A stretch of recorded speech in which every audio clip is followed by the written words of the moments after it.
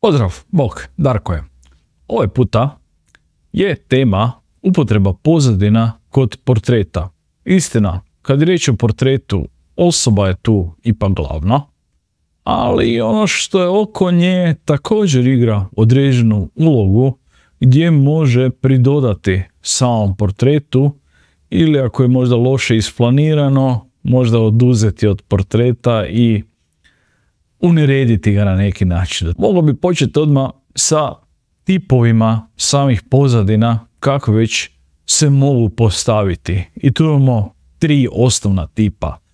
Prvi koji bi bio prirodne pozadine. Bilo da je riječ o nekim vanjskim stvarima, da li se osoba nalazi u ambijentu, vani na primjer na polju, da li je neka plaža iza, šuma, neki čak možda i arhitektonski dio, da li zgrade ili ostalo.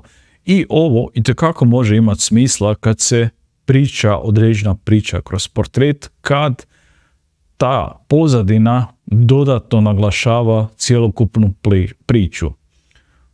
Interijeri su tu važni, tako da li je možda riječ o nekom uredu, ateljeu ili u ovom slučaju studiju gdje imamo neke elemente koji odmah pokazuju gdje se nalazi osoba, ovo, dodatno priča priču što ima smisla.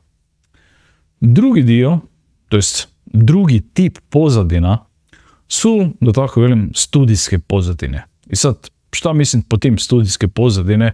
Može na neki način izgledati čudno kakva je studijska pozadina.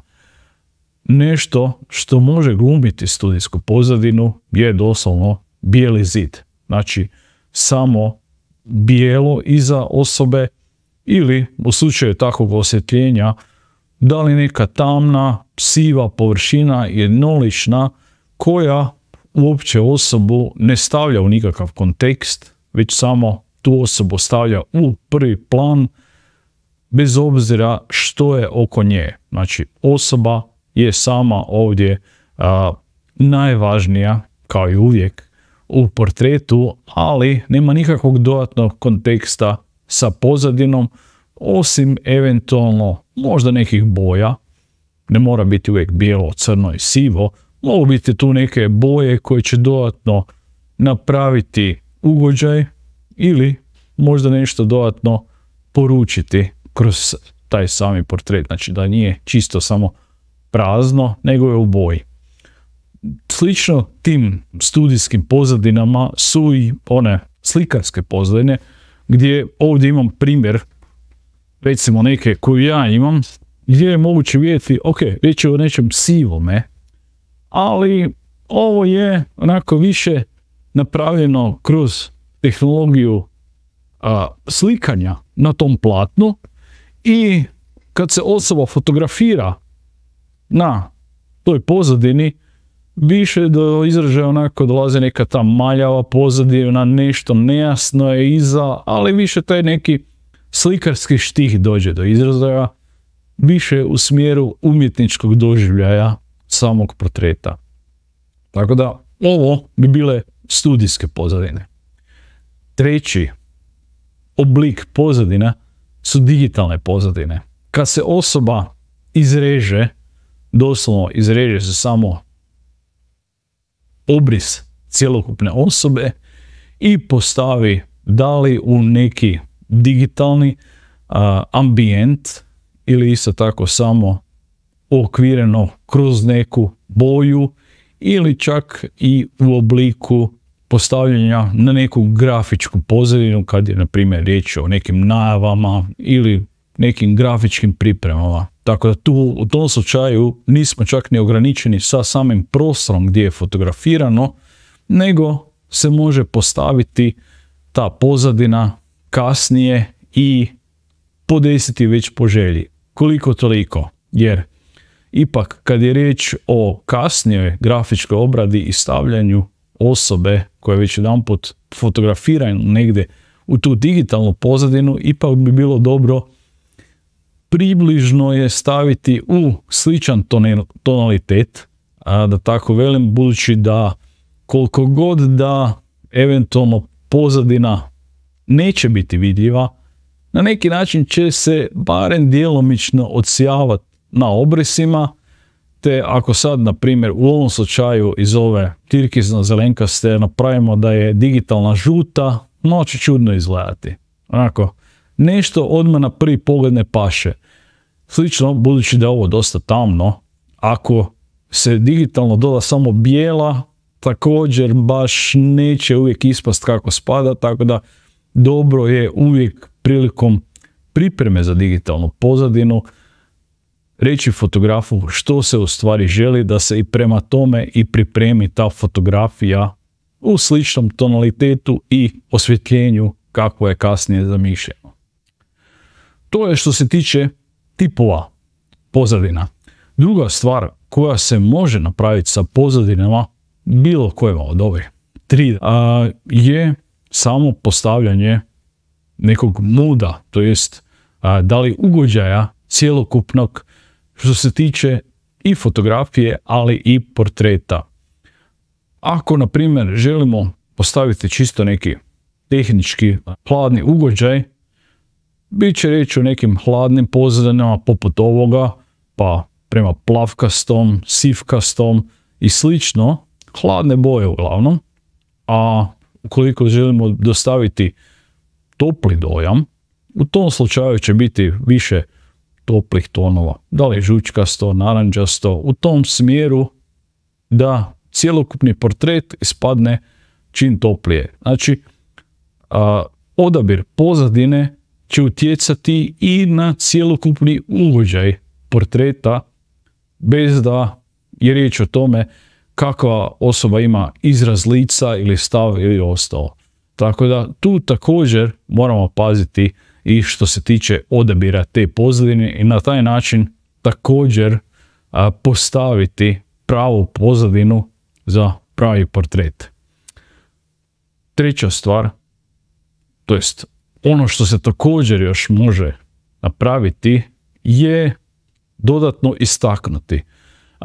Dodatno istaknuti neku ili stvar ili osobinu što se tiče same osobe.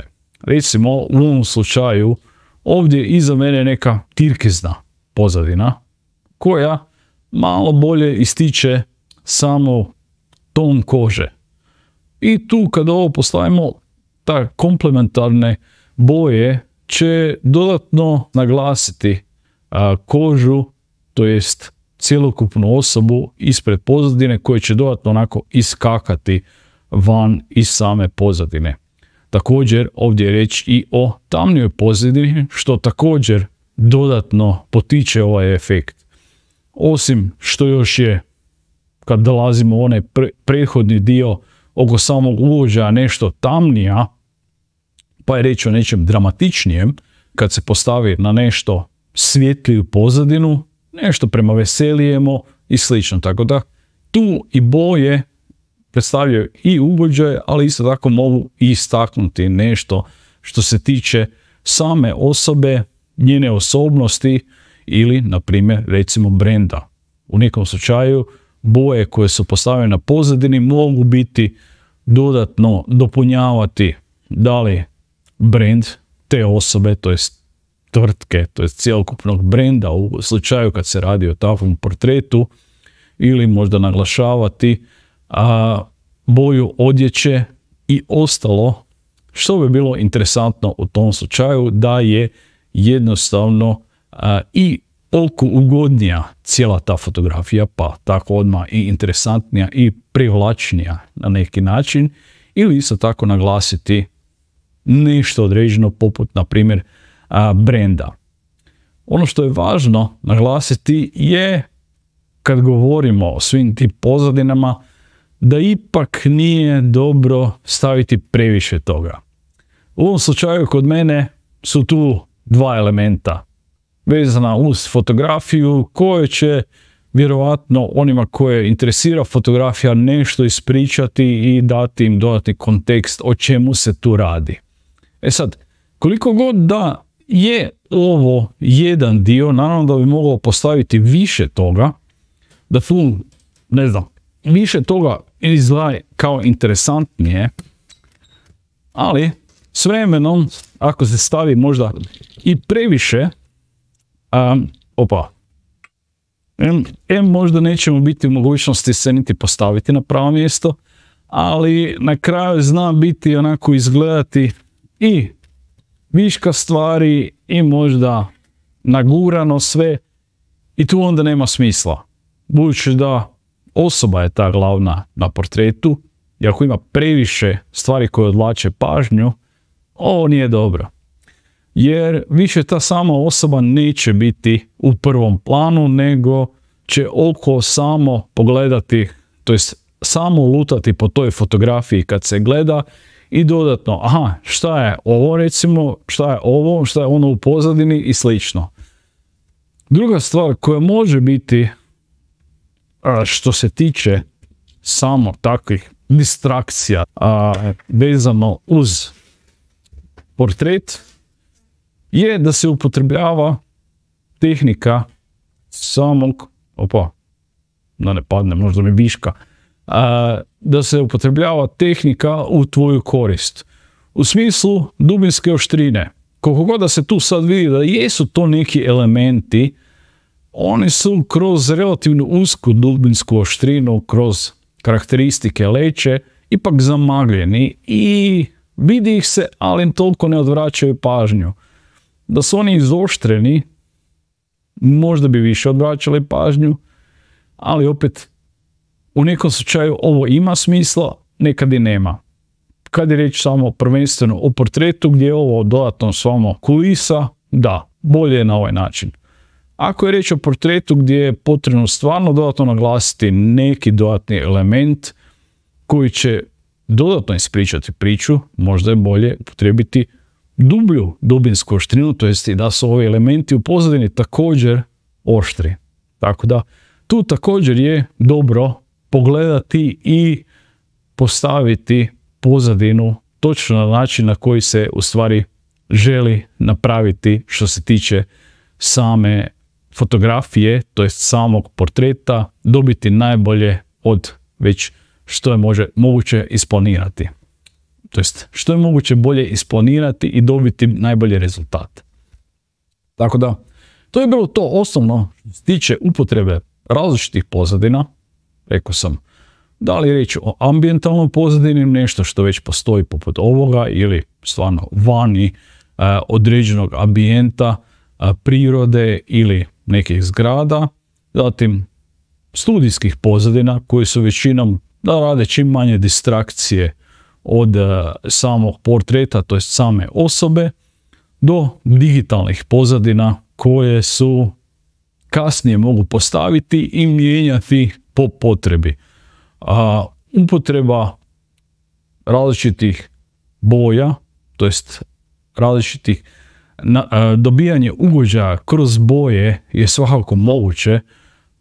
Da li da se postavi nešto da je više hladnije, toplije, više dramatično, više veselije i slično.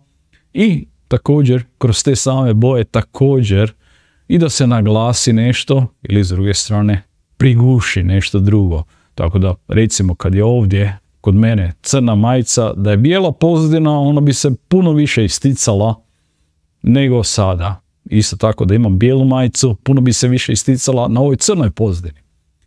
Dobro sve promisliti prije samog fotografiranja. I naravno da se pogleda malo na distrakcije, da nije previše toga da ometa oko kad gleda fotografiju i da ostane ta osoba kao portret u prvom planu i ono što je u stvari potrebno zagledati i vidjeti, a ostalo sve samo da su popratni elementi, kao da pričaju dodatno priču, ali nisu nimalo blizu prvog mjesta koje je rezervirano za samu osobu na portretu. To je bilo to. Pozdrav, čujemo se.